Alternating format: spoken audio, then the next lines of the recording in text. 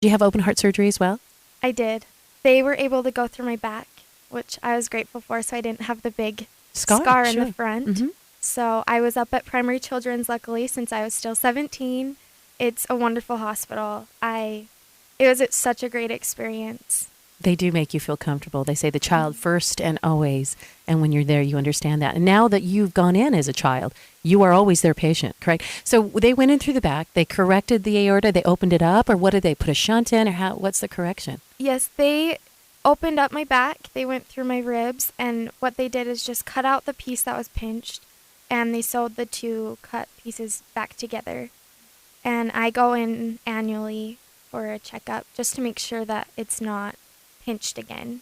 But ever since I've had the surgery, when I run or swim, I can tell a significant difference.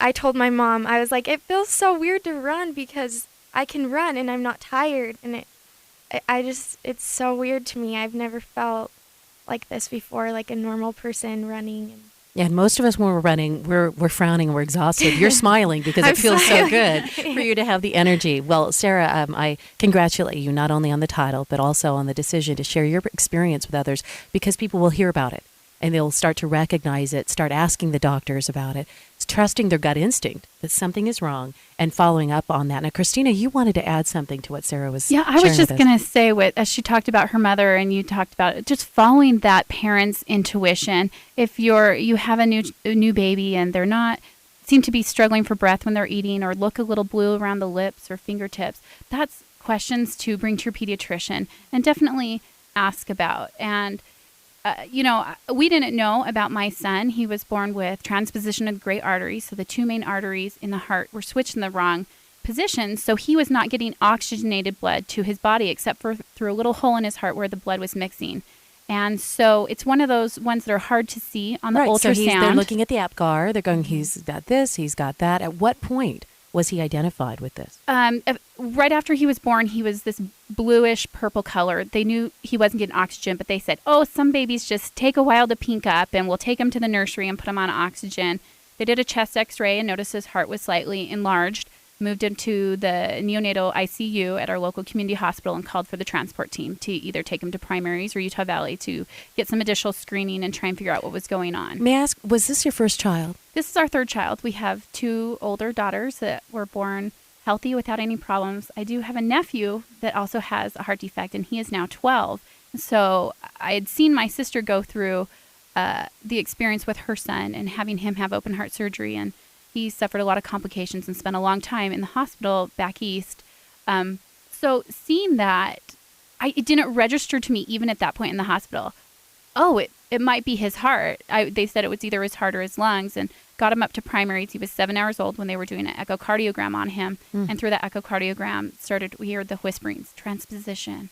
Me and my husband we just wanted to know what was wrong and if they could do anything about it. And so I was released from the hospital when he went up to Primaries to be by his side. So new mom, new baby, and there's something wrong, and it's scary. And I remember sitting in the NICU thinking, I just want to talk to other families.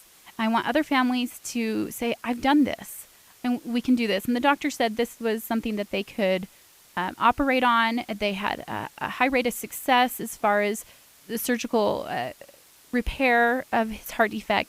But it is a newer surgery. They've only been doing it about 15 years successfully. So I wanted to see a 20-year-old, a 15-year-old that was doing well. And, I didn't get that experience in the hospital seeing that older child. So after we got home and he was doing well and I started looking for other families. And that's how I connected up with the other families right when Intermountain Healing Hearts was starting to form. So I was there for the first meeting and was able to get involved right away because I wanted to meet other families and hear their stories and to knowing not every story is the same, but to see hope for his future. And I feel like I've really gotten that through my association with the families at Intermountain Healing Hearts. How old is he? He's 3 now. Okay. He's running around, talking, making a mess, doing all those things he's supposed to. Like Sarah, he still has yearly visits to the cardiologist that he will have the rest of his life to watch how things are progressing. There's a potential of future surgeries, but we're really hoping we won't have to do that. But it's wait and see. In the meantime, I've met 2 men in their 30s with his defect that had a different repair years ago, but it was such an inspiration to me. And I just cried when I first met them because it just gave me hope that he could do the things that I saw him doing in the future, going on Cub Scout campouts and going to school and all those things that you worry about and question. And that's one of the reasons we set up a hospital visit through Primary Children's Medical Center, so that families that want to meet with other families, there's a family-to-family cardiology program, and they can talk to their nurse or doctors, and we'll come in and visit right after the child is born. It's Because there is that sense, and I cannot say that I relate specifically to your experience, but I've had a chronically ill child in my life, and I know that lack of sense of control and the sense and desire as a mother to give anything you have to save that child's life. And then to find support and information is just absolutely crucial. So I appreciate the efforts that you do, that when someone places that call to Intermountain Healing Hearts or finds out that there's an organization like that, they've got someone to turn to right away and call and express, and they're not alone. Do you mind sharing with us the type of support you provide as an angel liaison? Sure. So there is a portion of Intermountain Healing Hearts whose children are finished fighting right now. And we have, it's mostly through emails and different events that those families are able to connect on a level that, you have a fabulous family and everybody who loves you, but if they have not been through, a similar experience, having a child die, they can't relate to you the same way that another family can who has buried a child. And it's something that it just automatically bonds you and connects you. And we offer a place where you can express your feelings. Grief is an ongoing process. It never ends. And there are so many different facets of it that we offer a place that is safe, where you can talk about those hard feelings that you are having, the tough times, the sad days. It's my kid's birthday today and they're not here.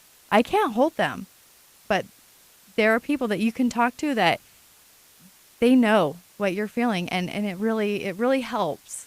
So as an angel liaison, and I'm glad you brought that up, that grief is an ongoing process, and that healthy grieving requires us to allow an opportunity, allow expression of those feelings. And whether or not we choose birthdays or Valentine's or some special way to honor those feelings and express them, that is absolutely the crucial part of healing, is having a place to put those emotions. So as an angel liaison, you're there saying, you can share your emotions with us, right, and we'll understand without judgment. Yeah, and as part of our Walk for Healing Hearts we have coming up on September 11th, we have an angel ceremony where we talk about, read the names of the children and even adults or teenagers that have passed